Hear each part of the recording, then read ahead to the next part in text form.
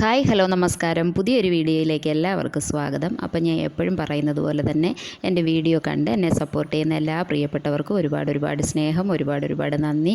തുടർന്ന് നിങ്ങൾ വീഡിയോ കാണണം, സപ്പോർട്ട് ചെയ്യണം. അപ്പോൾ നമുക്ക് ഇന്നത്തെ വീഡിയോയിലേക്ക് പോകാം. അപ്പോൾ ഒരു വാഴക്കൂമ്പ് ഞാൻ എടുത്ത് വെച്ചിട്ടുണ്ട്. വാഴക്കൂമ്പും വൻപയറും കൊണ്ട് എങ്ങനെ തോരൻ വെക്കുന്നതെന്നാണ് ഇന്നത്തെ വീഡിയോ.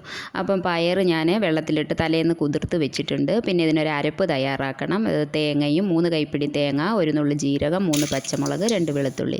അത് ചതച്ചെടുക്കണം. ചട്ടി വയ്ക്കാം, കടുക് വറുക്കാം, കറിവേപ്പില ഇടാം, അതിനകത്തേക്ക് നമുക്ക് ഉണക്കമുളക് ഇടാം.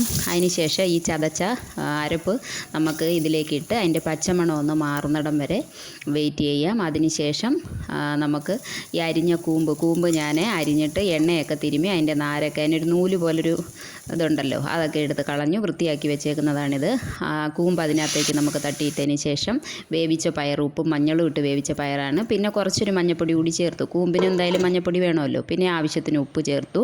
അതിനുശേഷം ഇതൊരു 10 മിനിറ്റ് അടച്ച് വെച്ചു.